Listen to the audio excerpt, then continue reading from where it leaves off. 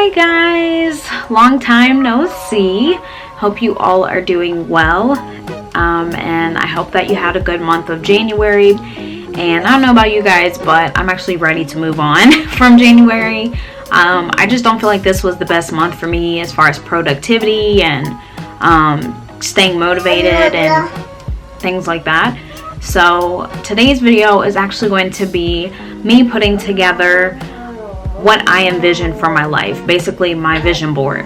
I'm going to be taking you guys through that process because, if you guys see back here, this is actually the vision board I created for myself. I created that vision board when I was still in college. So I started working on it in undergrad. I've removed some things, I've added some things.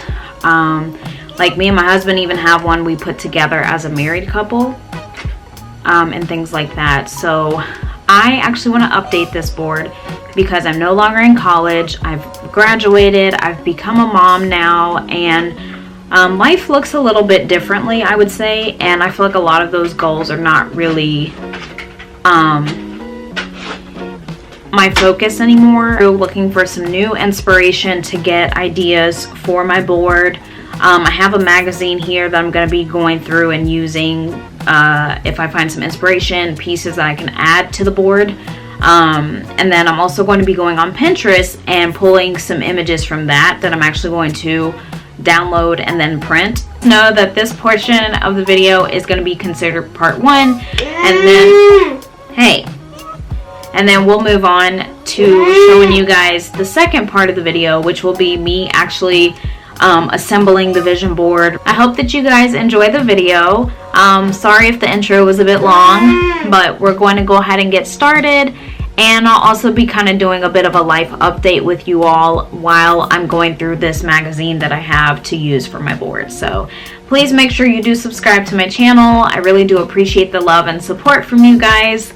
Thank you for your patience, hence my bit of absence on this channel again. I'm going to show you guys, this is actually the magazine. I've had it for some years, and at first I was using it and keeping it on my desk for like aesthetic purposes, because I thought like it just made my desk feel like I was like some fashion exec or something like that, when I was still trying to pursue fashion for a career.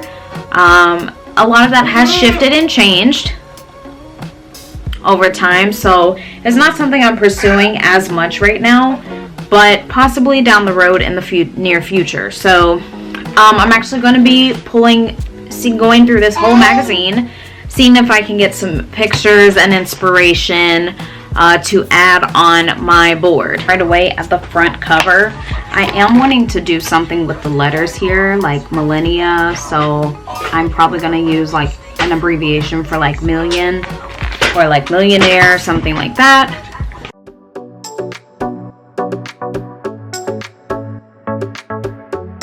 I am seeing some letters in here.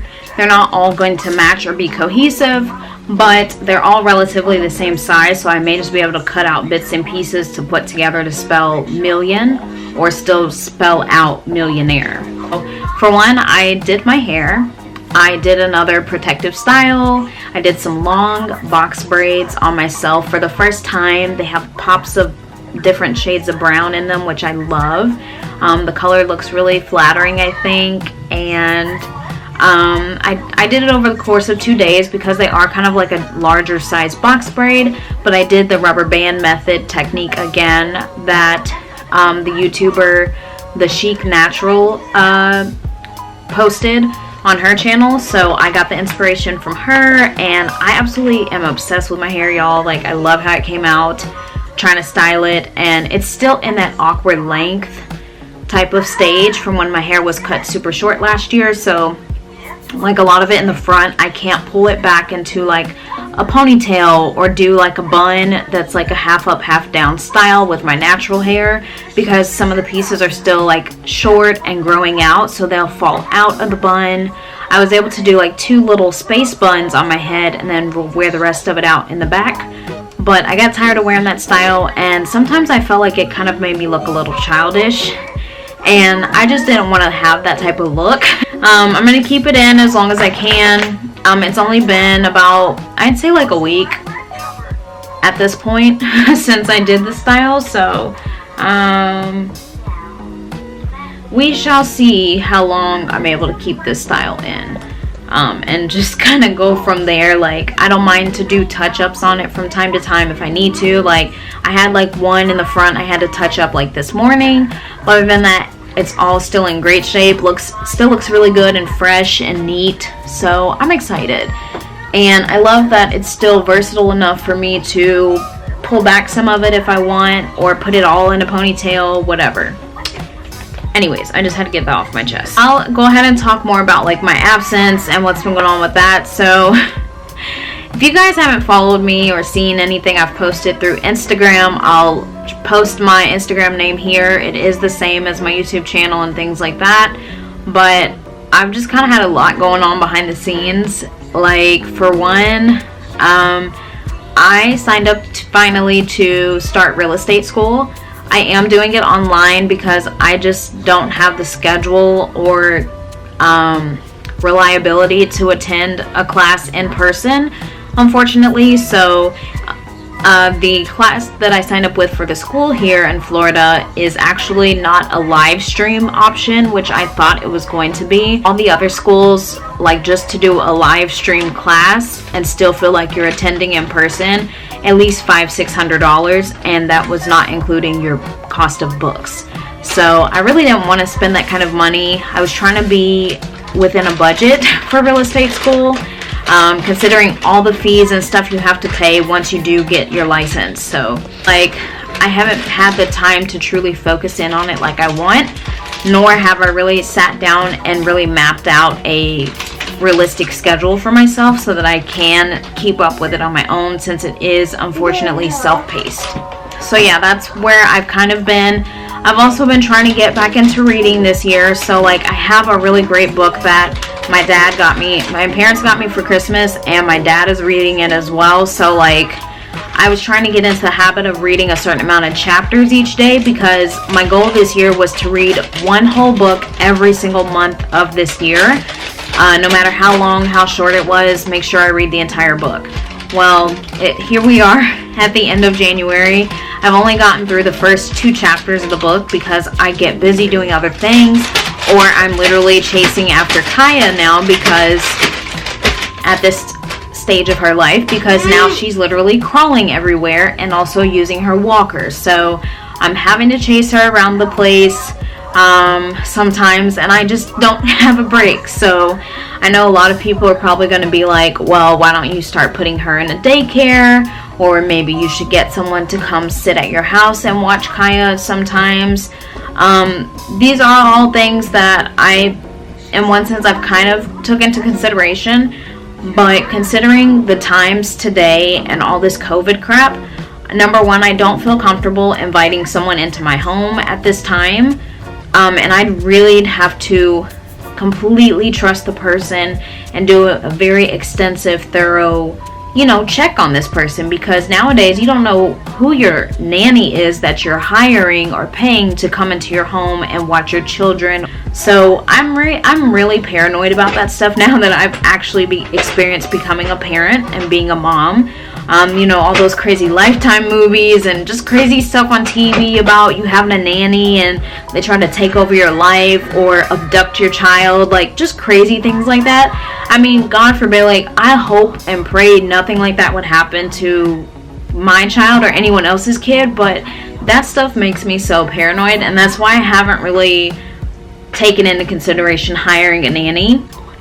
Like, at this point, being that we don't have any family that lives here anymore in Florida, like, the only person here in Florida that I completely trust to watch Kaya for us would be my best friend Eva, who I decided to make Kaya's godmother. Eva lives in a different part of Florida, and she's also finishing up college herself, so she's quite busy. So that's another reason why, like, she's not physically able to come over and watch Kaya if we absolutely needed it.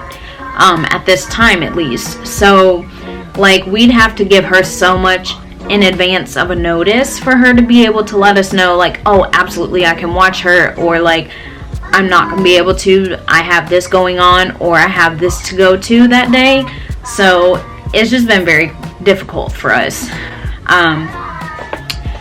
Let's see. And then, you know, my parents still come down here from time to time, of course, and visit us. And also that gives them opportunity to spend time with Kaya. So, like, if we ever want to do, like, date nights or just go and get some fresh air, like, they spend time with Kaya. They watch her, thankfully. Like, they were actually just here for the weekend and spent time with Kaya. And then, like, me and my mom got to go out for a little bit, which was nice because I really haven't been able to do that. I sold and paid off my Fiat. Like, I don't have my car anymore, and we're waiting till we get a house so that I can go ahead and get another car. So, I mean, it's frustrating sometimes, but like with all the COVID stuff still kind of around, like, I don't completely miss being able to go out, but also, like, it's not urgent enough for me where I'm just like, God, like, I need to go out, like, right now. I need a car today, like, things like that. And usually when we do go out now, it's me and my husband going, and of course Kaya comes with us pretty much everywhere. So, I mean, one day it'll be different. One day it won't be like this, but you know, it's been frustrating a lot more lately for me. And just trying to balance everything has also been part of my absence. Like, I've felt overwhelmed at times, and I've just not been up to, like, filming or putting up any new content. I'm still trying to figure out my business and, like, what direction to go with that. So, with that being said, basically, my business is not going to be like self-operated, if that makes sense. So, like, I'm not going to be formulating, manufacturing at this point. I went through my appeal process with the state, and the department came back at me and said I basically have to reapply for a permit all over again, go through the whole process again, and I would not be refunded any of the $950 I initially paid the first time around. So it's very unfortunate, and it does suck, because I'm like, what was the purpose of this appeal process if you guys weren't even going to reconsider me with my current application? Like, you literally want me to apply and pay fees all over again. I'm not doing that at this point in time. I don't want to continue to waste money if you guys are going to keep denying me the permit. Plus, I personally would rather just be able to develop a formula and have someone else make it, and then going through that process and everything and having them do my packaging. I basically would not need a permit at that point going forward. So, and I hate that I wasted so much money already just for this to happen to me with my business. Like, it's not even off the ground yet, and it's already, like, plummeting, I feel.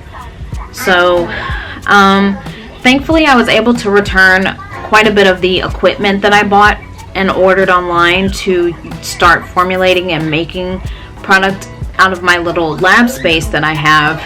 And a lot of that stuff I got from Amazon. Like, you guys, Amazon literally has everything. Like, anybody at this point, I feel, could literally start a small business up using just Amazon and just thrive and grow.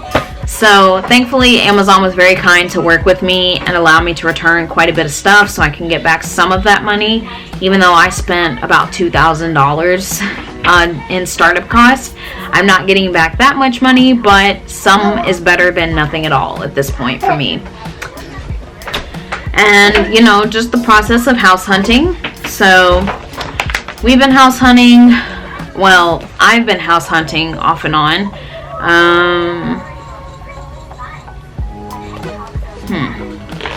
And, you know, I just want us to find the right home, and I want to love the neighborhood. I want to love the area, and I also want it to be a realistic place where we can actually raise Kaya over the next, you know, 3 to 5 years, or however long we plan to stay in our first home. And I'm also trying not to be in the mindset of this is our forever home, because it's absolutely certainly not going to be the forever home.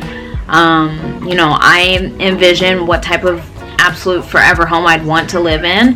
My husband and I have really thought about it as well, and that's also on our vision board we have together as a couple. So I know that the first home's not our forever place, but I don't want to just literally be in absolutely anything just to live in it, you know, just to say we have a house. Like, I feel like it needs to be right, and it also needs to feel safe. I'm trying to be more confident about it this year because last year the market was absolutely crazy, and I think we all know that at this point.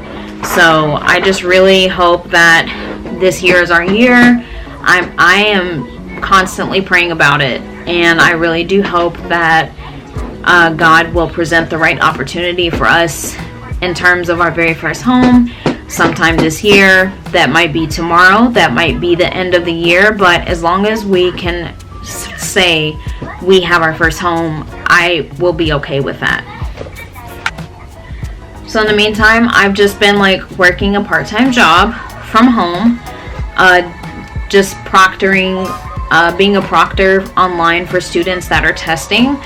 And I've been doing this for the past like couple of months or so now. It's probably been about 3 months now.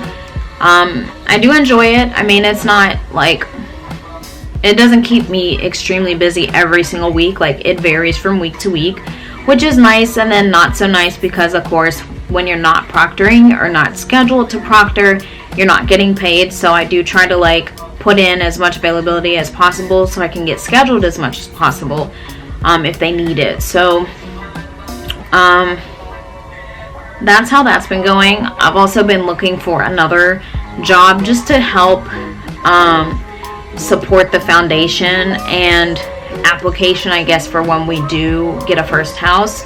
I mean, unfortunately, I don't get to go on the loan with my husband because of my student loans from school. So even if I get like this amazing like work from home or like, you know, full-time job or whatever that helps boost the amount of income we'll have towards getting our home purchase or whatever, my student loans really like mess us up, so I can't like be qualified to go on at this time. So it is unfortunate, but you know, I mean, at least I can still have the income to help support my husband and support our application. So hopefully one of the jobs I've applied for will go through and work out. I've applied for quite a few jobs in the past few weeks, I'll say, and they've all actually been remote jobs. So, you know, if anything, I would say COVID kind of brought out some good, because like before COVID, I feel like hardly anybody would even consider the option of allowing their employees to work from home or work remotely or even work like a hybrid type of schedule. So I like that a lot more companies are being open to that idea now, and some of them are actually making it a permanent thing rather than just something temporarily. Sometimes I don't know. But yeah, so that's basically been a lot of my funk. It's been frustrating at times, and just having to be patient, because a lot of things I want when I want them in that moment, and sometimes that's just not God's timing for things, and it's really hard to grasp that sometimes. But you know, sometimes you just have to learn the hard way.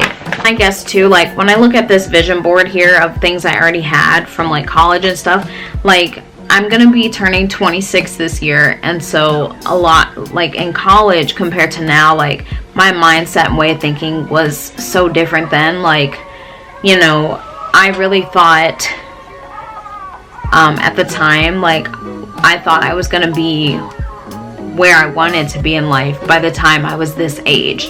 So to see life like unfold, and here I am at 25, not where I thought I was gonna be when I was like 18, 19, 20, you know, it sucks. And I think I've spent so much time kind of hung up on it too, and just feeling so disappointed in myself because I'm not in the place I thought I was going to be at 25. And, you know, some life changes have happened to me. Like, the biggest obvious one, like, I've become a mom at 25 instead of being a 6-figure, 7-figure entrepreneur at 25. Instead of being like a homeowner at 25. So I'm trying not to get wrapped up in it anymore, but still remember the more positive things that have come into my life at 25, like having Kaya, still being, you know, still enjoying my marriage, and you know, all the memories that we've made and things like that. But I mean, and I don't want to say like I'm greedy or like sometimes it's just not enough, but there are times now and over the past couple of years where I've just wanted a little bit more out of life. And I think for me, like, having my own businesses and the business ventures I want to pursue, it really hasn't been about, oh, because I want to be a six-figure earner, because I want to be a millionaire. Like, it's more so about I want to build wealth for myself and for my daughter and the future ahead of her. Like, I don't want my child to be in a place where she feels like she has to struggle for things. And I also don't want to be successful in my businesses to where everything's literally just handed to my daughter and she doesn't grasp the necessary skills in life that I feel like she'll need to adapt, to survive, to create her own success, whatever that may look like. So, and just being a person of color, we are still in a society where, yes, like, there are more people of color coming up, rising up, being successful in a business, or whether it's a business they start or within someone else's corporate company, and that's great. But I think there's also still this perception from the world of black people of color cannot be successful. And I also want to be in a place where I don't have to worry so much. Like, over the years, like between my illness and other life events, I often get to a point where I'm in a place of worry, and I know worry is not of God either. But sometimes it's just easier said than done for me. I've just been hit with so many things over the years lately. It's just been hard for me not to be in a place of worry. And it's not a constant thing for me, but it's very often that I get to that point. So yeah, I just want to be stable enough in my life where I don't have to worry about things. And from time to time, I might just want to go out and splurge on myself, or splurge for my child, or bring something nice home for my husband, just because, being able to do more of those things more often and still like experience what the world has to offer.